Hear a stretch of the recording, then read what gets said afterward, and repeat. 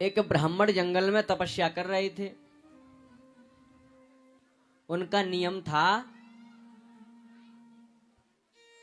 कि वो यज्ञ करने के पश्चात ही भोजन ग्रहण करते थे, लेकिन अचानक से बारिश पड़ने के कारण सारी लकड़ियां जंगल की गीली हो गईं। अब कहीं भी सूखी लकड़ी है ही नहीं।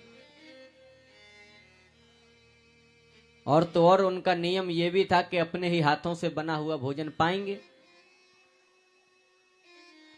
अब कहीं भी सूखी लकड़ी नहीं मिली तो अब उन्हें भूख भी लगने लगी, लेकिन बिना यज्ञ किए वो भोजन ग्रहण नहीं कर सकते हैं। तब किसी व्यक्ति ने कहा, हे ब्राह्मण देव, इस राज्य में तो एक कर्ण ही ऐसा दानी है जो आपके यज्ञ के लिए लकड़ी की व्यवस्था कर सकता है, तो आप कर्ण के पास चले जाइए। तब वो ब्राह्मण देव कर्ण के पास पहुंचे। कर्ण देखते ही ब्राह्मण को प्रणाम करते हैं। कर्ण ने कहा, हे ब्राह्मण देव, मैं आपकी क्या सेवा करूं? उन ब्राह्मण ने कहा, हे कर्ण, पानी पड़ने के कारण जंगल की लकड़ियां गीली हो गई हैं और मुझे यज्ञ करना है, इसीलिए मेरे यज्ञ के लिए तुम मुझे सूखी लकड़ी दे दो। कर्ण ने देखा कि इस समय तो पानी के कारण सूखी लकड़ी कहीं भी है ही नहीं। तब अचानक से कर्ण की दृष्टि अपने महल के दरवाजे पर पड़ गई,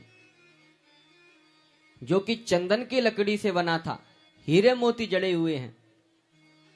लेकिन आज उस कर्ण ने एक ब्राह्मण के यज्ञ के लिए अपने धनुष पर बाण चढ़ा लिया और उस चंदन की लकड़ी के किवाड़ के टुकड़े टुकड़े करके गठरी में बांध करके ब्राह्मण को दान में दे दिए। बोलिए सतगुरुदेव भगवान की। धन्य है वो कर्ण जिसने दरवाजे की लकड़ी को भी दान में दे दिया। हम और आप अपने महलों की शोभा बढ़ाने के चक्कर में हरे हरे पेड़ों को कटवा देते हैं, लेकिन कर्ण जैसे दानी दान देने के लिए किवाड़ों को ही कटवा देते हैं। इसीलिए तो हमारा और आपका नाम एक रद्दी कागज के पन्ने पर भी नहीं है, लेकिन कर्ण का नाम इतिहास के पन्ने पन्ने में गूंज रहा है। अभी सब्सक्राइब करें हमारे YouTube चैनल ईश्वर टीवी को और देखिए वीडियोस सबसे पहले।